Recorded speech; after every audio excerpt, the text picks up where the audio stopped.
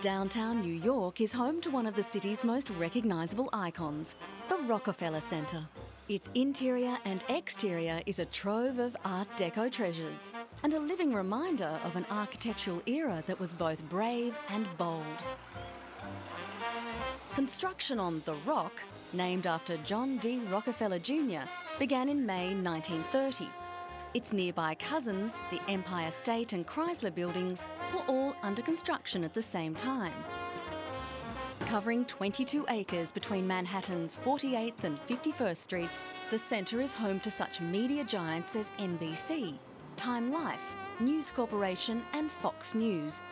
But many viewers have heard of the legendary Studio 8H, home of Saturday Night Live and the Radio City Music Hall.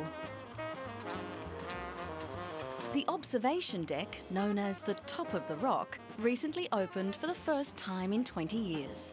It's only 7 metres wide and 65 metres long, but it takes in most of the city's landmarks, including the rival Empire State Building. Sky Shuttle elevators with glass ceilings and a light and projection show take visitors up to the 67th floor in just under 1 minute. The views from here are 360-degree panoramas of New York City. You see the best of New York. The only place in town you can see the Empire State Building, the only place you can see the Central Park and all of its leaves and foliage. You see the Bronx, Brooklyn, the Brooklyn Bridge, the Statue of Liberty. You see everything from here that you can't see from anywhere else in New York City. John D. Rockefeller Jr. opened the narrow deck in 1933.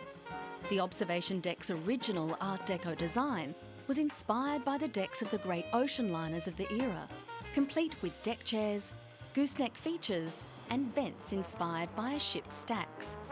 On a clear day, visibility is about 130 kilometres, and it's a stunning, unobstructed view. But to take in this experience, you must book through the internet.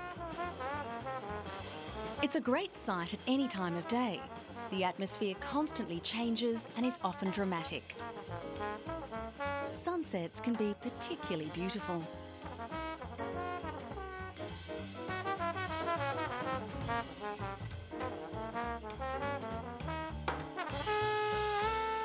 Back on the ground, Rockefeller Plaza is part of New Yorkers' everyday life. In late November, there's the annual lighting of the Christmas tree.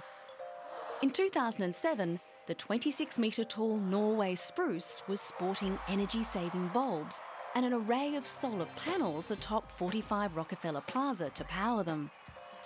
This was the 75th formal tree lighting ceremony, with the first official lighting held in 1933.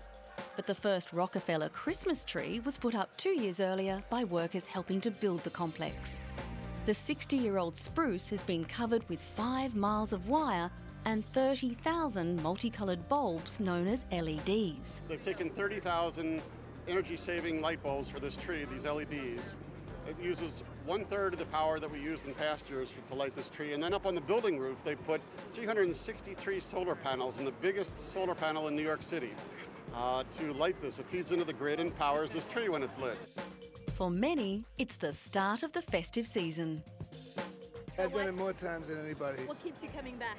Because I love New York, and at Christmas, it's the best place in the world to spend Christmas. Whether you're a celebrity or a local, it's a great sight. The tree is beautiful. Yeah. It's kind of cold, but we're enjoying the cold. Yeah. The tree's topper can sparkle even without lights.